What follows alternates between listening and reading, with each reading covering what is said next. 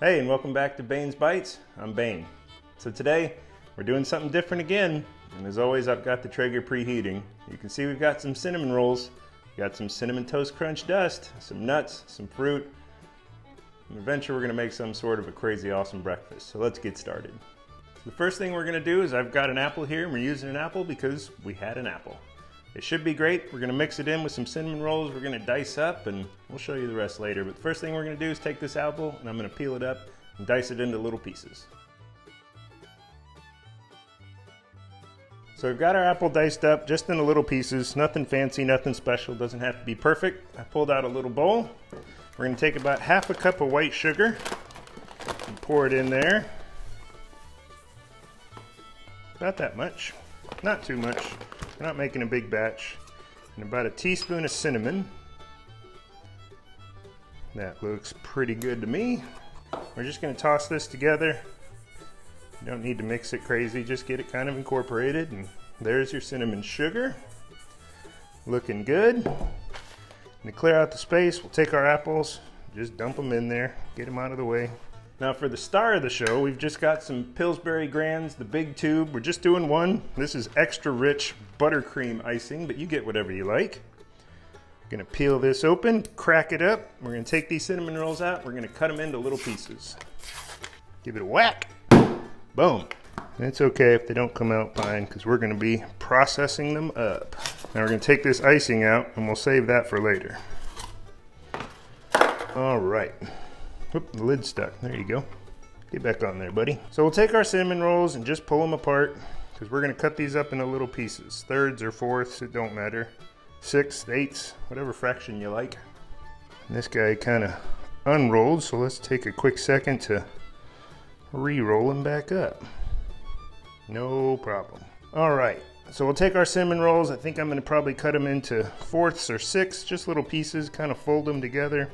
Make sure they're tight. And 3 cuts. We're just going to toss this in with our cinnamon sugar and our apples.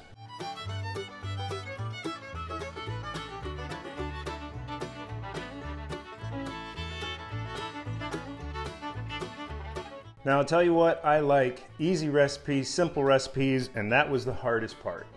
Our processing and chopping and cutting and the technical stuff is done.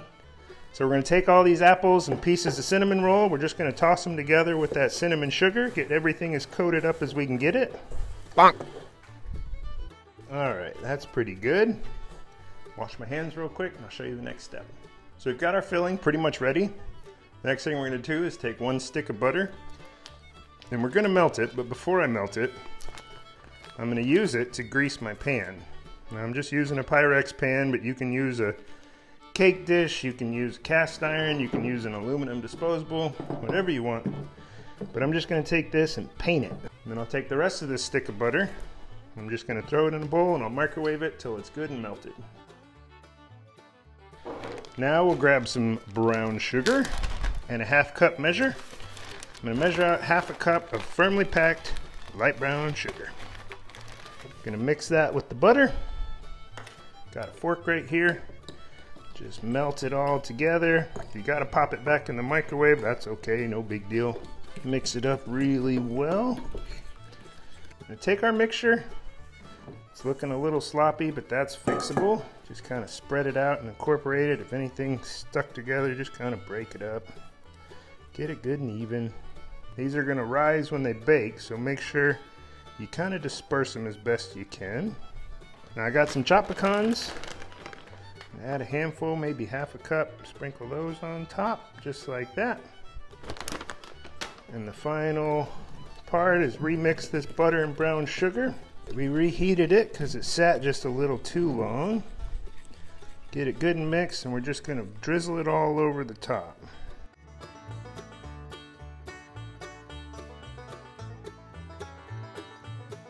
And that will do it.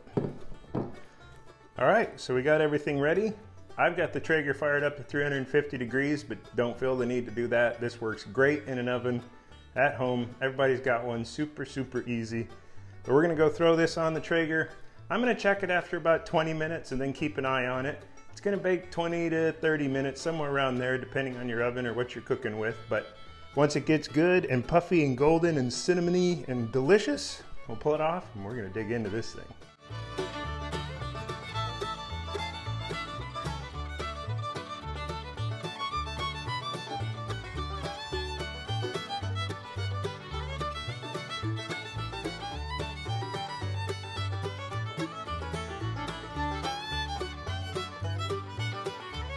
All right, so they're off the Traeger. They actually cooked for about 35 minutes, and that could just be because of the Traeger or the pan or whatever it may be, but it smells unbelievable. We took that icing, I nuked it for about 15 seconds, and we're just gonna go ahead and drizzle it all over the top. Now that we've got our icing on there, we're gonna grab some of the Cinnamon Toast Crunch cinnadust and just do a light dusting all the way over it, just in case it wasn't cinnamony enough. All right, and that's it. I can't wait any longer. So without further ado, we're gonna cut a nice big piece and see how it is. Oh, it's ooey gooey goodness right there. Yum. Some of the little juicy bits down there on top. Last thing to do, give it a taste. Make sure I get some apple and some cinnamon.